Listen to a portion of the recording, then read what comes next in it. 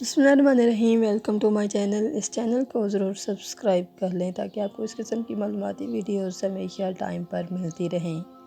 شادی کا وظیفہ، یہ عمل ان کے لیے ہے جو شادی کے طالب ہوں، وہ خود کر لیں تو زیادہ بہتر ہے، ورنہ اس کے گھر میں سے کوئی بھی کر سکتا ہے۔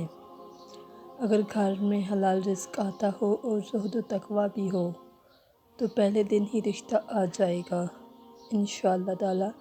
21 دن کے اندر شادی کے تمام معاملات، تاریخ وغیرہ طے ہو جائیں گے۔